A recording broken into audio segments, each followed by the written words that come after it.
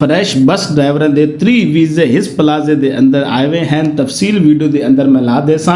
मजीद अगे जाने तो पहले लोकेशन देख लो, रावलपिंडी रहमानाबाद प्रोटेक्टर ऑफिस के बिल्कुल सामने सिल्क सेंटर है। इस दे अंदर चौथे फ्लोर ते एजेंसी है जिन्हों के कोल फ्रैश बस ड्राइवरां दे वीज़े आए हुए हैं। तुसी इस प्लाजे के अंदर एंटर होवोगे सीढ़ियों के जरिए, यह मेन इंट्रेस है। इस इंट्रेस तो तुसी अंदर दाखिल होवोगे, इत्थे लिफ्ट भी लगी हुई है, सीढ़ियाँ भी हैं। तुसी चाहो सीढ़ियों का इस्तेमाल करके भी चौथे फ्लोर पर जा सकते हो, लेकिन मैं लिफ्ट का इस्तेमाल करके चौथे फ्लोर पर जावांगा और उस तो बाद दोनों एजेंसी की तफसील दसांगा। लेकिन उस तो पहले साडी गल भी सुन लो, अगर दोनों मैडिकल नेफटैक और फिंगर की अपॉइंटमेंट चाहिए होवे तुसीं साडे नाल राबता कर सकते हो। असीं इंशाअल्लाह दोनों एज सुन एज पॉसीबल तो फौरन दोनों अपॉइंटमेंट देवांगे माकूल पैसों के विच।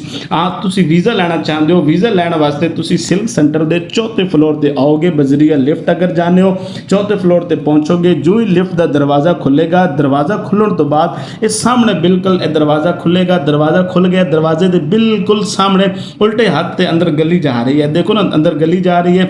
इस दे सज्जी साइड तक पाकिस्तान की बड़ी मशहूर मरूफ एजेंसी डेल्टा एजेंसी मौजूद है। तुसी डेल्टा एजेंसी को क्रॉस करोगे, जो ही क्रॉस करोगे अगे सीधे हाथ फिर एक गली टर्न ले रही है, उसके बिल्कुल कोने के उत्ते एजेंसी है। इस एजेंसी का नाम अनाबिया ग्लोबल एजेंसी है। इन्होंने कोल फ्रैश बस ड्राइवर के 3 वीज़े आए हुए। मैं इतवार को गया, दफ्तर बंद सी, मेरी गलती। अगर मजीद डिटेल चाहिए कॉमेंट्स करो।